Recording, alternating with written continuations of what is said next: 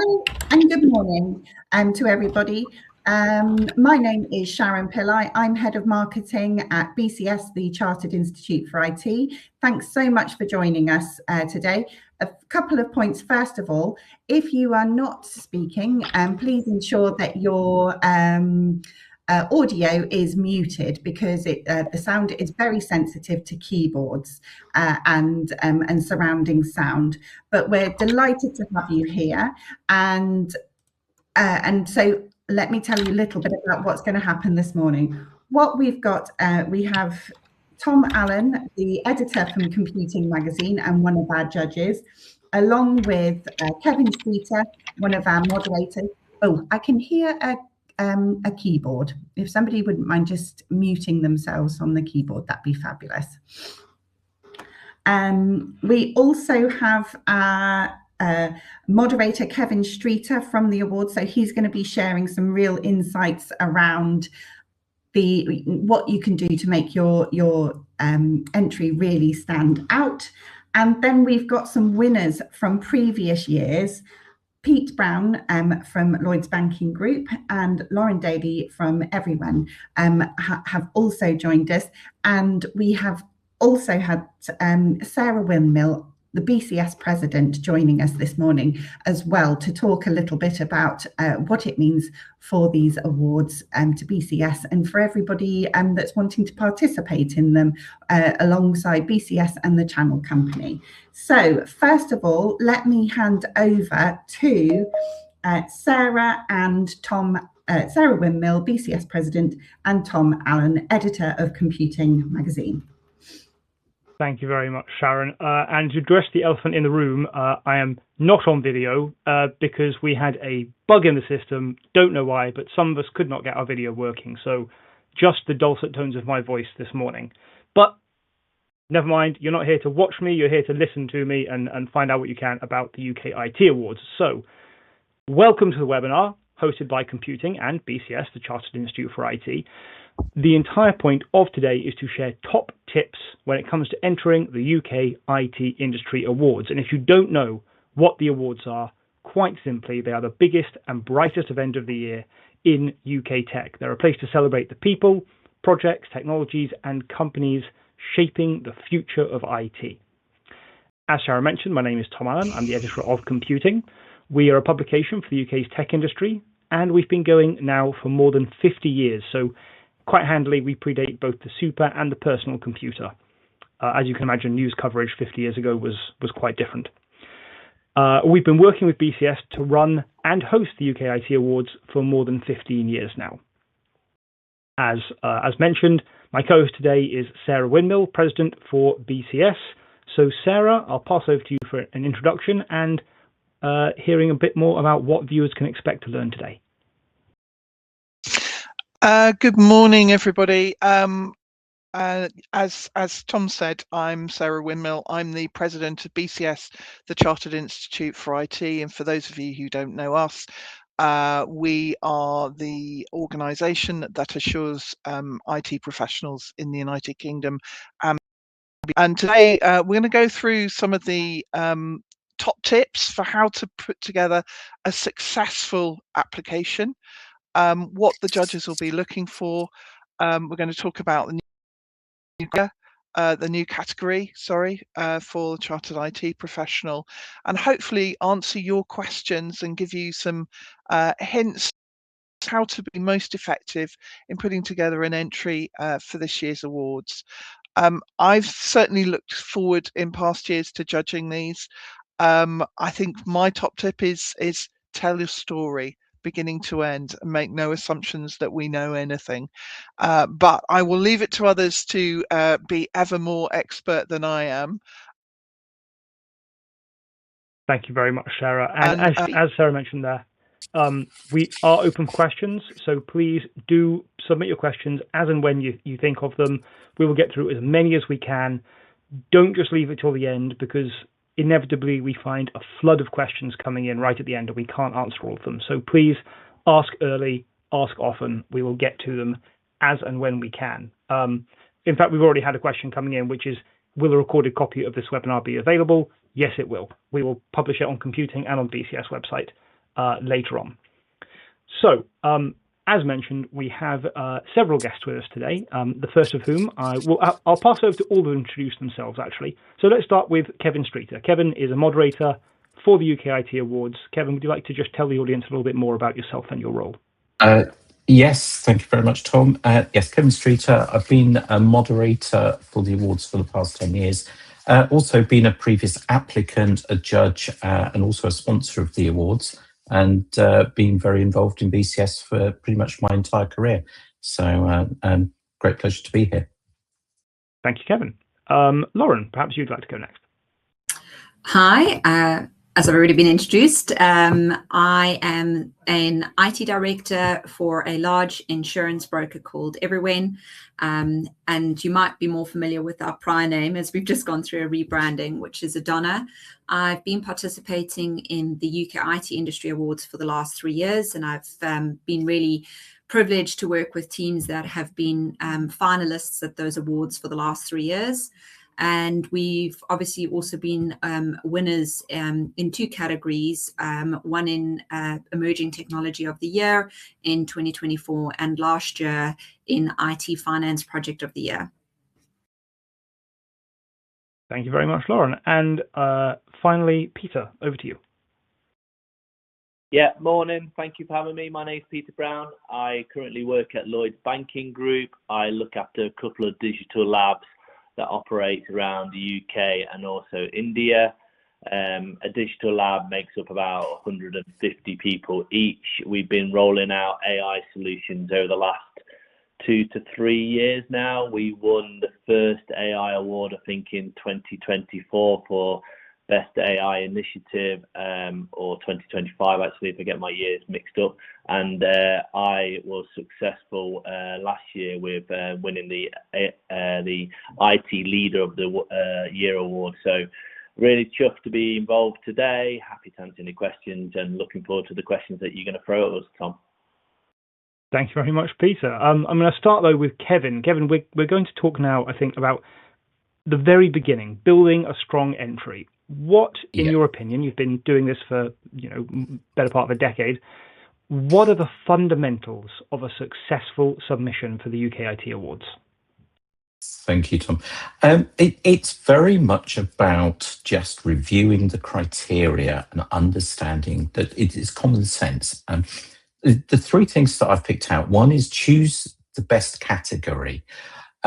Look at the criteria of the categories and what they're addressing very clearly, either as an individual or a piece of technology or one of the organizational applications. Find the one that you think really fits what your project or your innovation is about, or your particular team is about. And then the thing that's I think I pick up most often is everyone tries to address all of the criteria as being having to be covered in full. What we're actually looking for is one outstanding area from across the criteria. We expect you to be good at everything when you're putting an entry in, but we're looking for something that is innovative or really outstanding in terms of the value delivered, and then provide the evidence to back that up. And quite often that's something that gets missed, is we're not looking for pages of information. We're looking for some key points to demonstrate that this piece of excellence is truly outstanding. So if you think about whatever it is you're going to enter, what's the one thing that you would talk to somebody else about and say, we're really pleased we've been able to achieve this. It's truly outstanding, either as a technology innovation or as a project. And focus on that. And what's the data? What are the metrics? What are the things that back that up? And then make sure that meets the criteria for the category. So it's impact, it's innovation, it's value, but one of those needs to be truly outstanding. Yeah, Kevin, I think you've made 2 really, really good points there. One of which is keeping it succinct. So basically, I have also been judging the UK IT Awards for a good long time now. And my personal piece of advice would be, think of your elevator pitch for your project, your person, whoever, and build it out from there. And then you also talked about metrics. which are a really fantastic way of demonstrating success, because people can make all the big claims they want, but they have to evidence it. They have to show the impact of their work. And I think metrics, hard stats are, well, the numbers don't lie. They're a great way to sort of show success. Kevin, also let's talk about common mistakes people make. Would you say being overly wordy is one of them? If keeping it succinct is one of the big strengths? Yeah, absolutely. And we're not looking for lots of additional presentations. If a PowerPoint is going to add value and add depth to what you're saying, fantastic. But don't produce 10-minute videos and 30-page PowerPoints, because they're not going to be looked at in depth. We can the text that you enter is the key to your submission. The other information is just supportive. So really focus on what's written rather than adding to it all the time. So be succinct. Focus on the key points. Don't think that a diagram is going to help. If you've got one thing that you think would really encapsulate a project or an innovation, then put that onto a slide and add that in. But trying to add a 30-page golden pitch about the company doesn't really add anything. And we only have a limited time, particularly in the moderation process, to actually spend on each entry. So succinctness is absolutely key. And really, as Tom said, focus on the elevator pitch. And what's the diagram? What are the keywords that you would want to say to somebody that knows nothing at all about your particular entry? Yeah, okay, great. Thank you, Kevin. And I'd like to also now bring in Lauren and Peter, because the other point I want to build on when it comes to building a strong entry is how you build confidence when entering. Both of you, of course, have entered the awards before. So it can be quite difficult, especially culturally as a British person, to big yourself up, as it were. So how did you both get past that? How did you get past the, oh no, I've got to talk down about myself and be very humble, and really shout about your success? Peter, let's start with you. I think automatically what comes to my head is the fact that it's not my success, it's the team's success. Even my own individual award that I won was nothing to do with me per se. It's all the hard work and recognition of my team. And as being a leader, you got the platform or the spotlight and the opportunity to raise profiles, to help individuals. It's the moments that matter, that people remember for the rest of their lives. That night of actually even being entered is a big deal for me and the rest of the team. So I first and foremost would say, don't be shy to be proud of your team and the opportunity that this can have, and what really matters for people are moments that matter in their lives that they'll hold on for forever in a personal team sense. So that'd be the first thing. I think the other thing for me would be, and it's not been mentioned, but the elephant in the room, and I'm going to be a bit contradicted of what I do for a living, but Copilot and using AI as tools, I'd just be careful, because everyone uses Copilot, I would imagine, especially today or moving forward, going forward. I think it can lose the authenticity of what you're saying or trying to pitch or get across in terms of your messaging. I actually can't use Copilot at work in a weird way. I'd use it for a first base, but because I'm dyslexic in spelling, people know it's not come from me if I end up sending out a polished email every time I send out a communication. So I actually prefer, in a weird way, the authenticity of just putting forward what you truly believe in. Thanks, Peter. And Lauren, any practical tips from you? So I've largely done entries that are representative of teams who've worked on different projects or specific innovative core capabilities we've introduced. So I'm going to talk a little bit more from that angle. So one is, I think it's, for me, I'm really driven to be able to support these awards because it does give me an opportunity to give a sense of pride and a sense of applause back to my teams.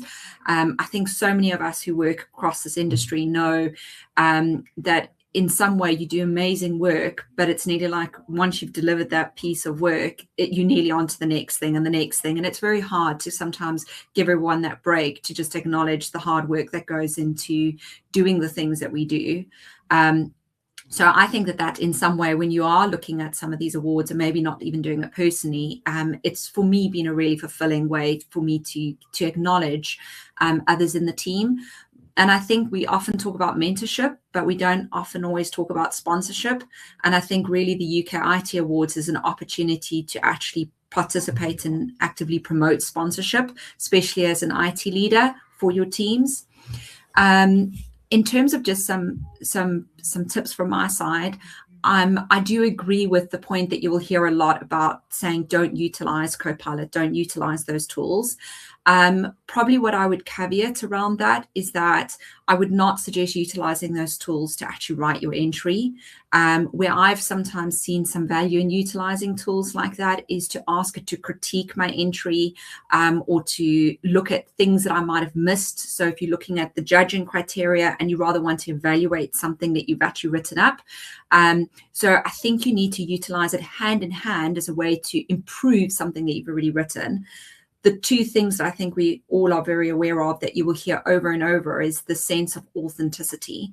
So for me, one of the key factors that I think has led us into, being winners in the awards and also even finalists is that we didn't write our entries from a point of view of this was, the project and this is what we achieved. And yes, the numbers and the metrics have mattered, but we've always talked about the journey. So think about what the hero is in the story. Is it the team? Is it the challenges you had to overcome? Is it the fact that this hasn't been done before? Is it the fact that you had a project manager who was critical leave all of a sudden? Is it because someone got ill during the project? Think a little bit about like, if you were reading this as a novel, how would you want this novel to play out for your readers? And I think that would probably be a really key tip for me as well, to suggest to everyone is think about it like you want to engage your judges and you want to make them feel like they're reading a story, and keep it, unlike me at the moment, probably do keep it a bit summarized into the key points. Don't be afraid to sometimes bullet point a few key things so that it does actually make it easier for the judges to get through your entry. Thank you, Lauren. Excellent advice. We've had a few questions come in, which is fantastic. So one of those questions is, could you tell us how and what kind of help is available to neurodivergent individuals to put in their entries? Kevin and Sarah, I'm going to put that one over to you.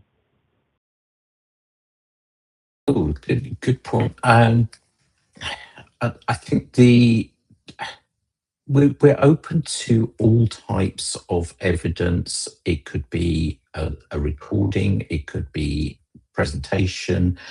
I think there's no limit to what you could submit, as long as as Laura was just saying, we need to see what the story is in some form. We need to understand what the journey is. We need to understand what the outstanding excellence is. How that's presented to us could take any form. And it's, again, about making sure that we can just focus on 2 or 3 key points and understand what they are through whatever means that is. Yeah. Sarah, anything to add? I would just say, don't worry about the spelling and the words. It is that story, that thread that runs through all of it, and a good story will out. So whatever means it is easiest for you to submit that, go for it. Yeah, there is also a presentation aspect for the UK IT Awards. We're going to come on to that in a moment. But if you are just open and honest with the people you're presenting to, explain, if you have, let's say you have COPD, for example, and you struggle to breathe, just be honest and say it right up at the top, and then they will give you consideration for that. You're a person presenting to people. We are not machines here. Another question is... I'll add to that. Sorry, Sarah, go on. Sorry, Tom, I was just going to add, ultimately, we want to get the best from you. We want to give you the opportunity to present the story and for us to understand it. And that's the approach all the judges will take, particularly in the finals where you're actually talking to individuals. Absolutely. Yeah. Another question. You mentioned adding in examples of work. Would including feedback help to support this? So yes, absolutely. Feedback and testimonials are really, really helpful. If people are really impressed with your work and they have openly said so, please do include that. Another comment that has come in, which is it's worth saying that many of the judges are themselves neurodivergent, speaking as a prior judge who is dyslexic. So thank you for that comment, Michael. Thank you. So we've talked a little bit about the judging process. I've mentioned that there is a presentation aspect, but Kevin, can you take us through how the judging process works end to end, please? Yeah, so the very first stage is moderation, and that's where the 4 moderators come into play. We're really looking to make sure that the entries are complete, and also it's not just business as usual. And I think the point I want to make here is sort of be aware of what's going on in the industry, and obviously computing is a great place to go just to assess what's happening, what sort of projects, what sort of technology are out there. And then make your case for why are you different? Why have you got something that stands out? We do, in the moderation process, we have a lot of issues with people that are submitting something that they think is truly unique, but actually it only takes a quick read of computing to see it's the same as everybody else is doing. It's not really standing out. So being aware of the industry as a whole is a really key thing at the moderation stage, because we're looking for that element that is not business as usual. That then gives us effectively the shortlist that goes forward for the judging day. And then the judging day itself is where we want to see a discussion, a presentation to really reflect what's written. It's not an interview, it's a discussion. We want to actually get a deeper sense of the project that's being described on paper. And in the judging process, the IT industry was unique in the fact that you get an opportunity to really expand on your success, talk through that story in a bit more detail, give us a flavour of how it really excelled. And we're not looking for additional evidence, but we're looking for validation. And so the judging day is all about validating everything that's on paper and really demonstrating that it's absolutely outstanding project. So we're looking for validation. We're looking at the paper. The written process isn't the end of it. It's you do your written submission, and then we want to hear all about it. And it actually reflects the way that a lot of professional discussions are held. We're looking to see that you really do know the topic, and you can talk to it enthusiastically and really paint that story that we've been talking about.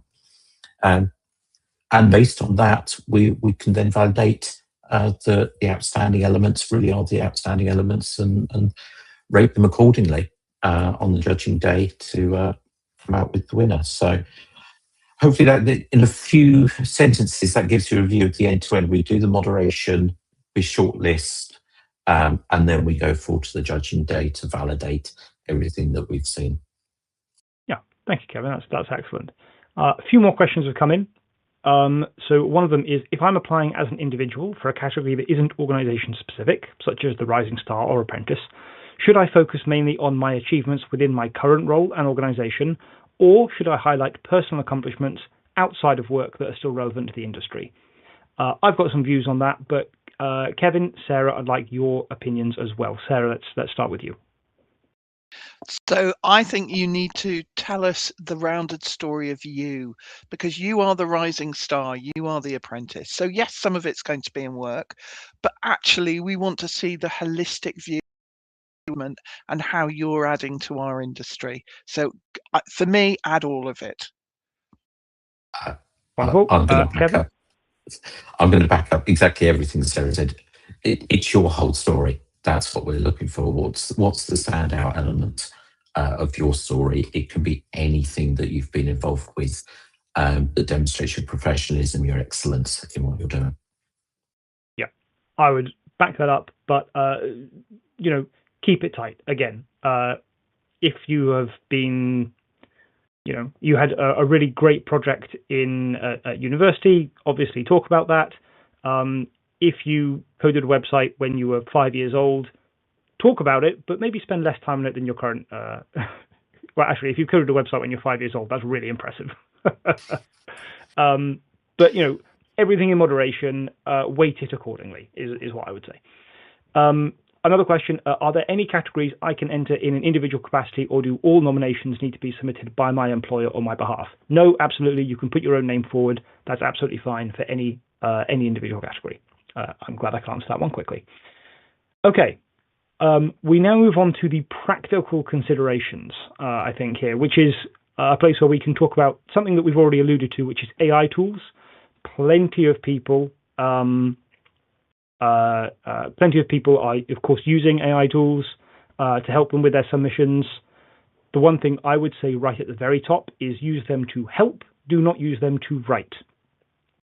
For a different awards that I have been involved in, one of the entries started off with, sure, I can write that entry for you. So not a great look right off the outset. Use it to tighten up what you're doing, but don't use it to write it all. I'm going to open the floor up for this one. What are everyone's opinions on AI tools to help craft an entry? Maybe if I could come in quickly, Tom. The one thing that we noticed during the moderation process is, yes, AI can assist with writing. It's not very good at putting details about your project or your innovation. It misses detail. And that, as I said at the beginning, that's one of the key things we're looking for. Give us some evidence. And AI doesn't tend to be very good at that. So it's quite easy to see when AI has been used heavily for an entry. Peter, you have said you use AI in your everyday, but you try not to use it when you're writing emails. What's your view? My view is the ethical one, I think. Could I ever put an entry in just fully made up of AI content?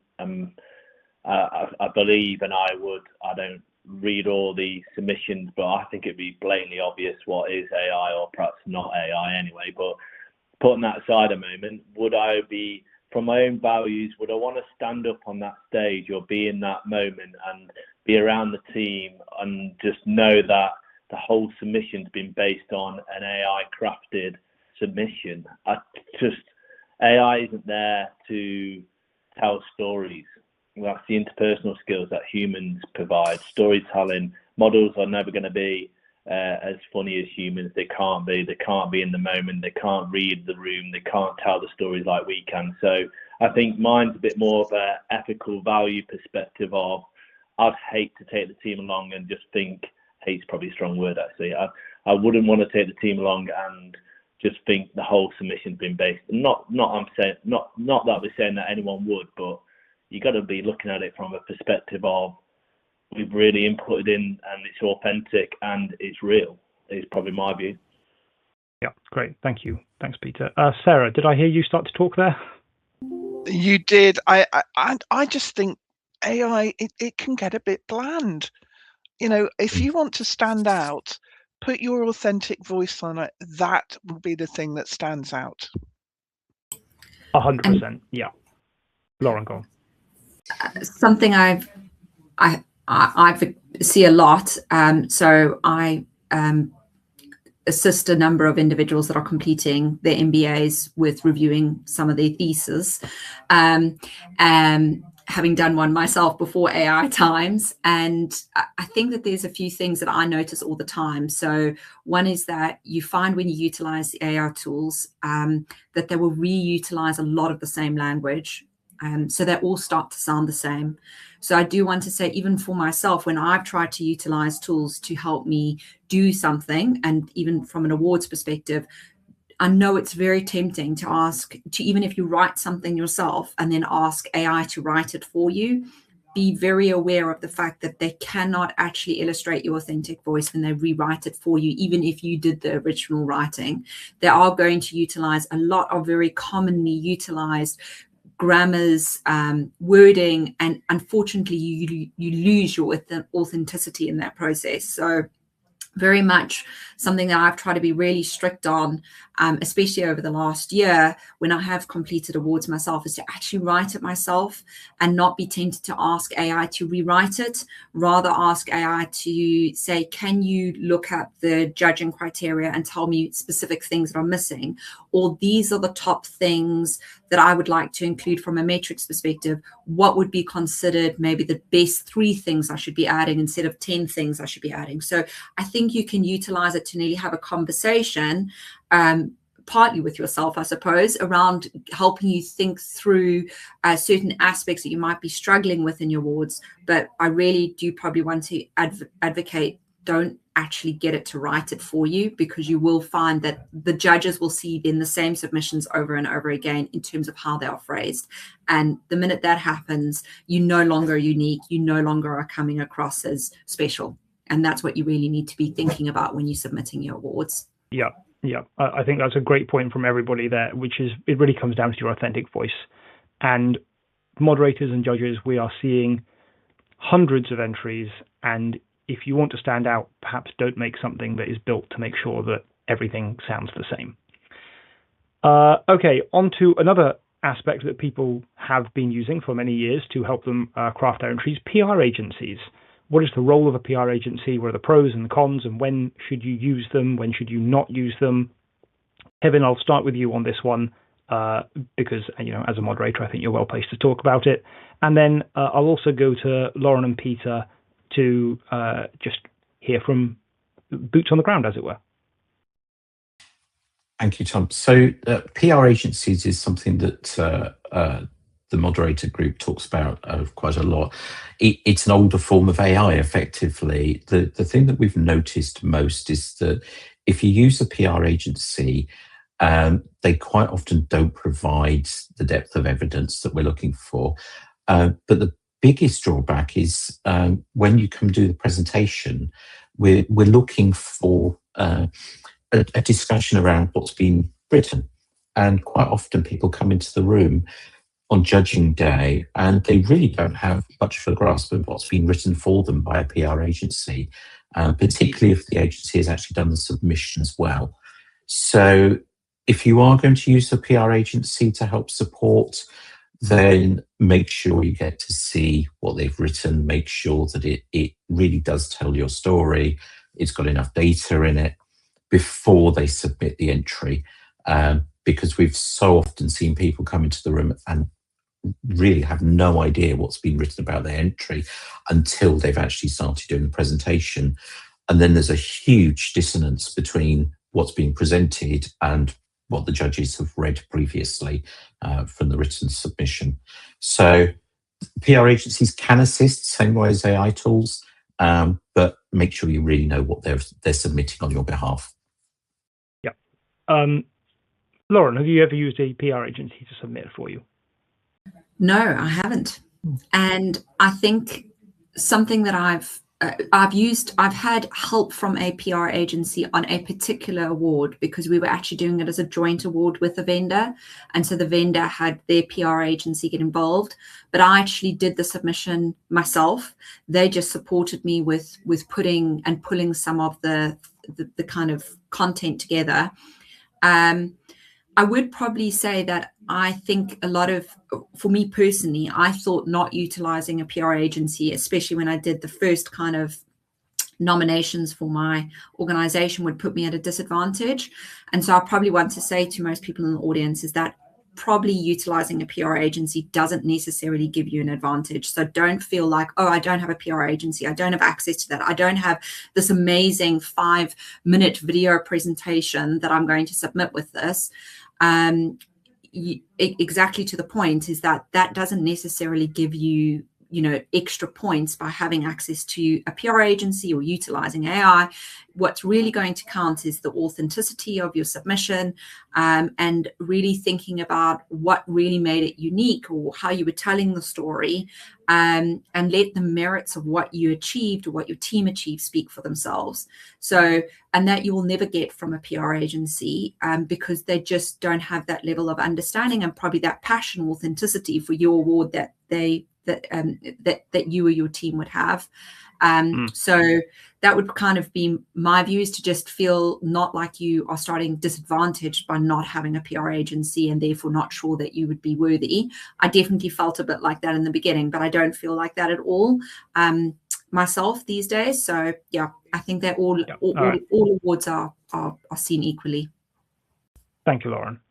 And we've got a lot still to get through. So Peter, I'll just ask you very quickly, what's your opinion on PR agency front?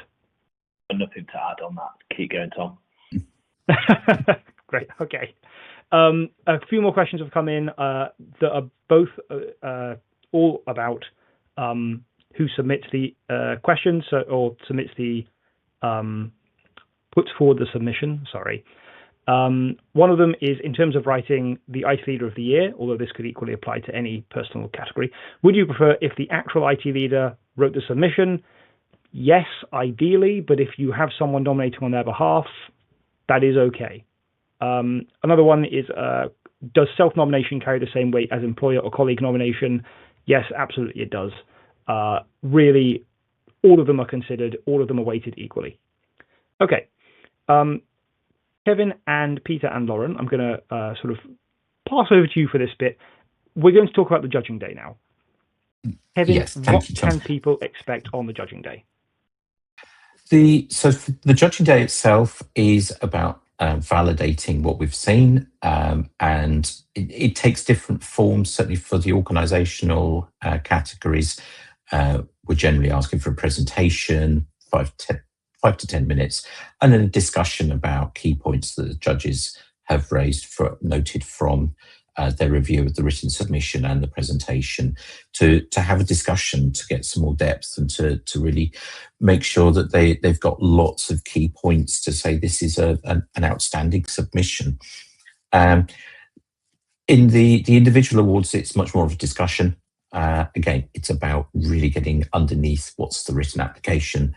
I think it's a great thing in these awards that we have this stage, because we get into really understanding the people and the process and what's gone behind what's been submitted. It's not just reviewing a paper application. It's really trying to get the evidence and see that this is an outstanding entry because it's come from a place of real experience, whether that's personal or organisational.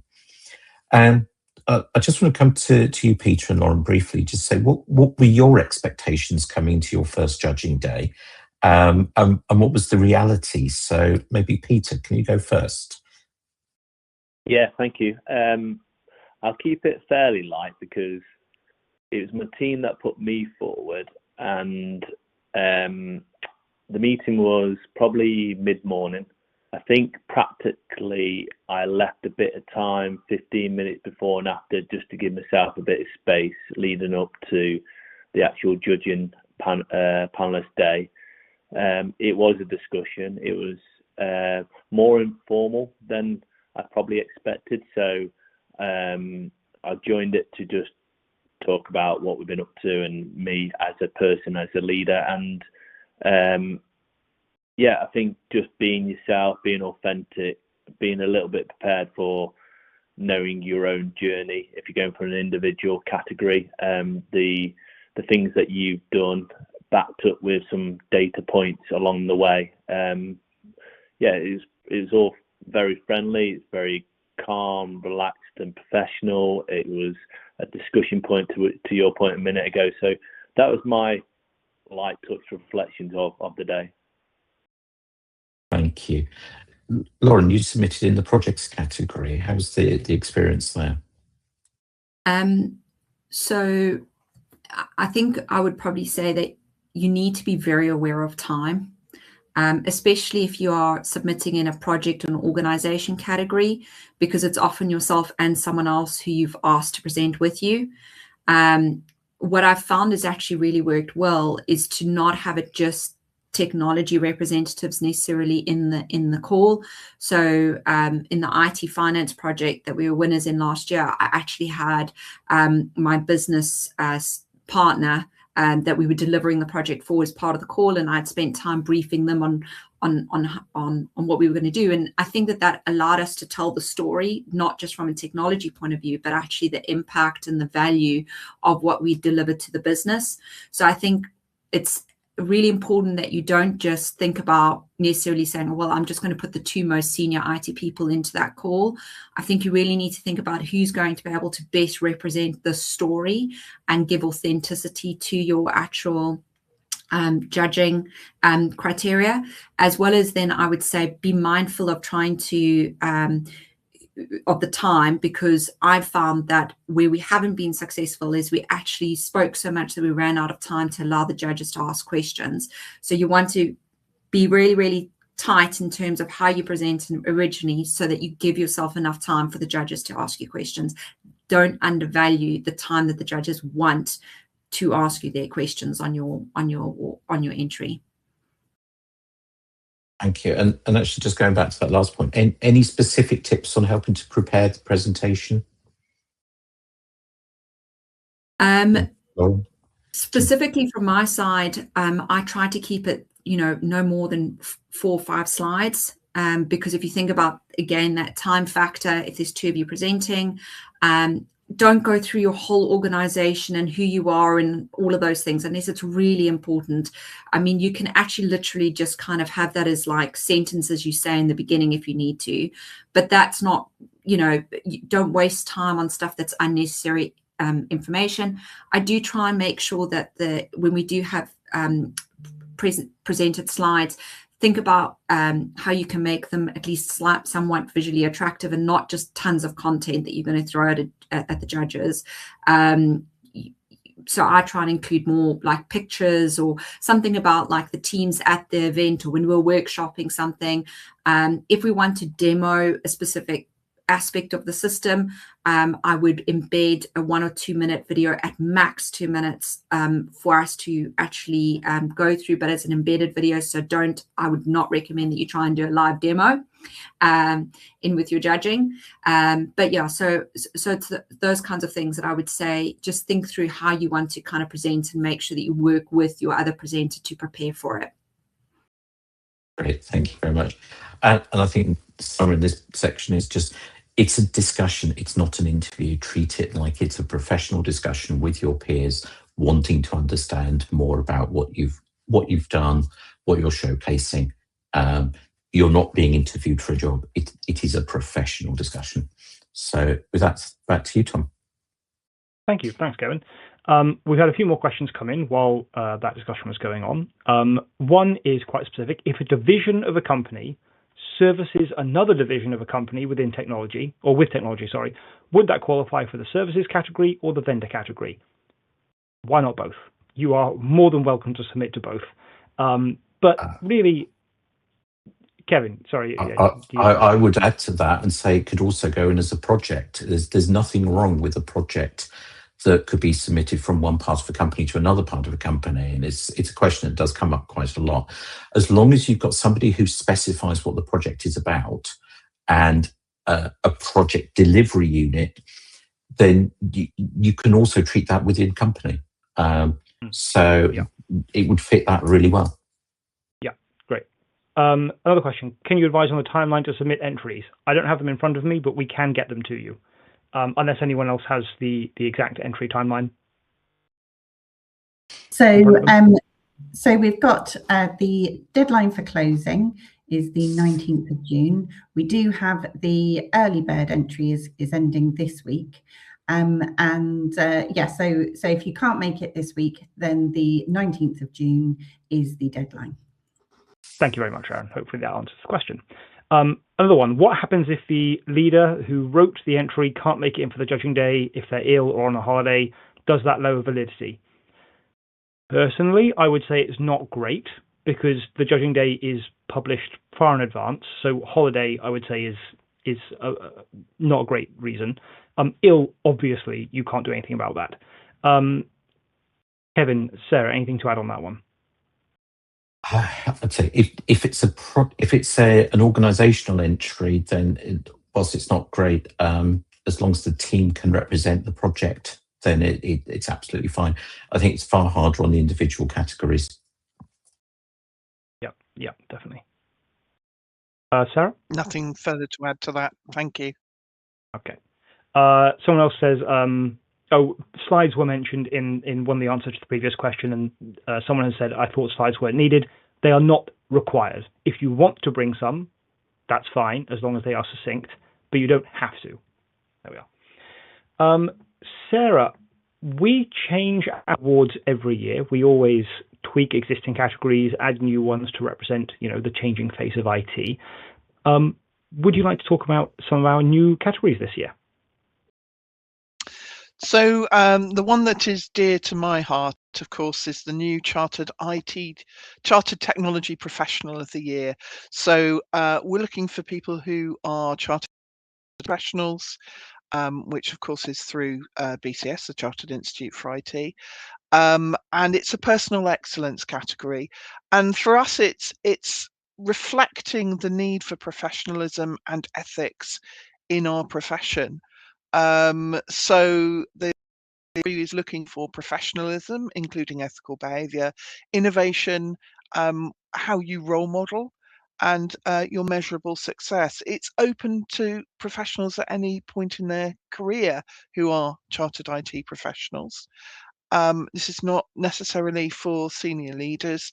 You might be leading through your engineering expertise. You might be role modeling through the work that you're doing day to day. But we're certainly very excited to see what comes forward. And I would say what makes this different, and the thing that we're specifically looking for is that ethical, thoughtful professionalism, and how that comes through in the entry. And this is something that we've written about on computing many times as well. It's another area of alignment between BCS and computing, is this need to extenuate the professionalism, to shout about the professionalism in IT. So brilliant. We've also added another new category, which is the Learning Provider or Initiative of the Year. Kevin, would you like to talk to us about that one? Yes, I'm really excited to have this one back. I'm chair of the BCS Learning Development Specialist Group. Many decades ago, we used to have this category, and it's great to see it back. We're really looking for any innovation in learning and development that could be around content. It could be around how program of learning has been delivered. It could be particularly around the impact of a particular learning and development program. But we're looking for innovation, something that's been tried really for the first time, something that is really trying to take learning development forward. Now, that could be a learning provider, it could be an internal training project, but anything that's trying to help move the learning of an organisation or of individuals forward. So very excited to see this back on the list of awards, and looking forward to seeing some really good entries for this. Great, thank you, Kevin. Now, as we wind things down, again, if you have any more questions, please submit them now. We have a few more minutes to go, but I'm going to turn to Lauren and Peter as our past winners. I'd love to know from both of you what award-winning, or being recognised as a highly commended person at the awards, what does that look like in practice? How did it make you feel? What does it feel? What was it like on the night? What happens to you afterwards?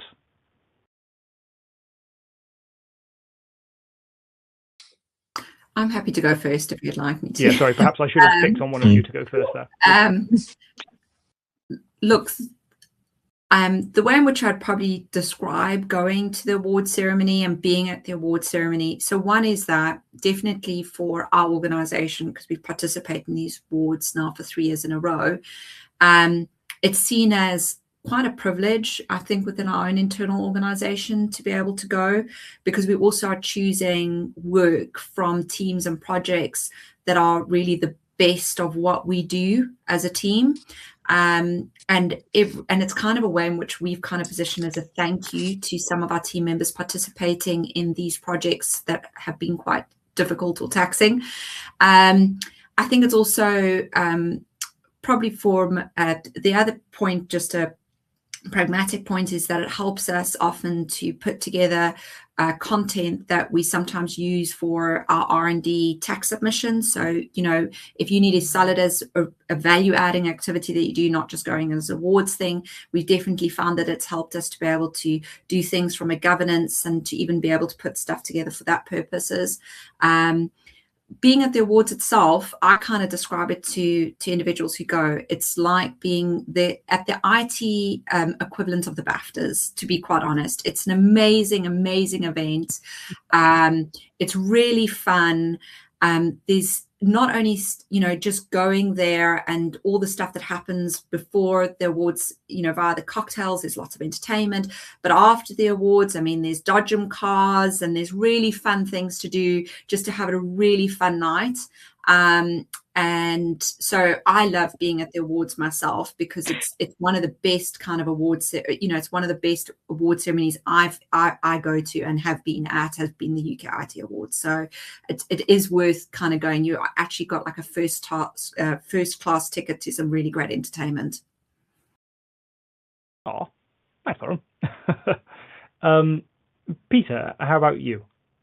Yeah, I was echo that, because I was thinking that working backwards, I've been to a couple of these things in the past, and it is definitely the best of the best. I'm not just saying that because you're hosting this call and you've invited us along. It is definitely got the right kind of environment, the structure, the professionalism, the build up and calm down, if I call it that, of the event afterwards and before it. So yeah, it's definitely one to be involved in, to go through the process of, and to experience. I think it's a reflection of you and your team and all the hard work that you've achieved, and recognizing all of those people. And like I said earlier in the call, the moments that matter, you know, there's going to be that moment now in our memories that we'll never forget for the rest of our lives. I know some people came up to me before and after the event and suggested they're just really excited for the event, even if they aren't winners, to be part of the process. And afterwards, when they have been winners or we've been a winner together, you know, that feeling of we've achieved something and it's been recognized externally is such a big kind of milestone for people. So don't underestimate the value of how far it goes and the reach it can have, and also the networks you can have after the event. You know, Tom, you and I have caught up a few times after the event, and now it's a connection, hopefully, for the rest of our careers. So, and as the category, I think you wanted me to just mention about the leadership category itself, you know, pull out the qualities of how you role model your own values, you lead by example in your own industries or your own environments, how you support your team through thick and thin, how you unblock certain issues, how you communicate effectively and inspire others, and do some of those interpersonal skills that I mentioned earlier as well around storytelling and the aspects of delivery that you delivered with those data points. If you can mix all of them into a mixing bowl, and I was just fortunate, maybe lucky in some respects, to have the great story of what the team had achieved over the last year or two, plus some of those leadership qualities that I've just mentioned, to really bring it together, to bring it to life and make it authentic. Brilliant. Yeah, lovely. Great answer. Thank you, Pete. We are in the closing minutes now, so I'm going to close now by going around all of our panelists here and ask you for your final thoughts on everything that we've talked about. Why should people enter? What are the main takeaways? What should they walk away from this with, this practical advice from this webinar? Pete, let's start with you, seeing as you were just talking, and we'll go around from there. I feel like the word of the meeting, I've written it down 4 or 5 times actually. We've all said it. Being authentic is key, and just not using tooling to do the job of just bringing to life your story. So authentic is probably the key thing, and showing your vulnerability if required is the key thing for me. Great. Lauren? I would probably say that what I also get from entering in these awards is, for many of us, it's very hard in the organizations that we are part of and the stakeholders we serve to actually know whether the things that we are doing are best of breed in the industry, even if we have like this intrinsic feeling that it is. And until you actually go and submit what you're doing at an awards like this, and you see some of these massive companies and some of these major competitors up on that board with you, there's just nothing more delightful than feeling like, wow, this is like a bit of a made it moment. Like the things that we are doing in our organization actually is industry leading and transformational. And you don't actually get that sense for many of us in the organizations that we are part of today. So I would kind of say, from that perspective, it is an incredible achievement to even be selected as a finalist in these categories, and to bear that in mind. That's a really great point, Lauren. Thank you. You're right that there are some really big, well-known companies up there. Costa Coffee, the RAF, Burberry. You know, we've had Greggs was an award winner a few years ago and got the biggest cheer I've ever seen. So that's brand loyalty for you. But at the same time, SMEs have been winners before, multiple times. There is nothing saying that just because you're a small company, you can't compete on the national, really international stage at the UK IT Awards. So that will be a thought from me. Kevin, over to you. I would say be succinct and give us the evidence. I think from the moderator's point of view, that you don't need to write pages, just give us the evidence to say this is excellence. Fantastic. And Sarah? So the other thing I would say is, don't forget the so what. So tell us about the program, tell us about the project, tell us about the team, but what's the magic that they've created? What's the change that they've made in the world? And if I might, in 2008, I was a finalist as an individual IT leader, and it is still one of the absolute highlights of my career, going to that award that year. And it is something that I hold very dearly on my CV and is still talked about. So dare yourself, be bold, write that entry, tell us your story, and we're really looking forward to reading them. Thank you very much, Sarah. We have had a few more questions come in right at the end here. I knew this was happening. And so we'll just go through some of these quickly. One is, can you amend your entry even after submitting it? Sharon, correct me if I'm wrong, but no, I don't believe so. I don't think so, no. No. Okay, so if you want to submit early to get the early bird rate this week, it has to be a finalized submission. Yeah, so there we are. Can you provide any guidance as to which categories are busier or overflowing? I don't think we have that information at the moment. Oh, sorry. Our team have got in touch with me saying, yes, you can edit. You can edit. So sorry about that.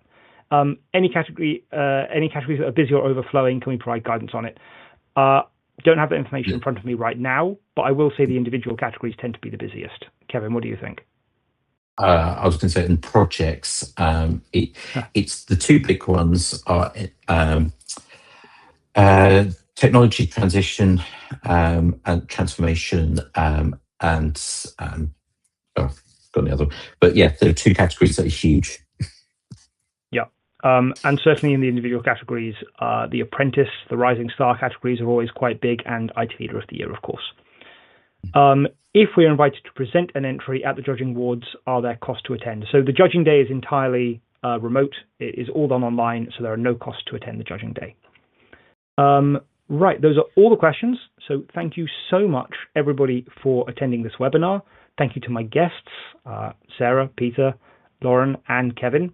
And to you, all of you, for coming and joining us and asking your questions. If you have any other questions, anything that occurs to you after the webinar, please do get in touch. We are always happy to help, to provide any sort of guidance that you can to make sure that your entry is as good as it can be for these fantastic awards. So with that said, that brings us to the end of the webinar. Have a fantastic rest of your week, and we will see you hopefully in November.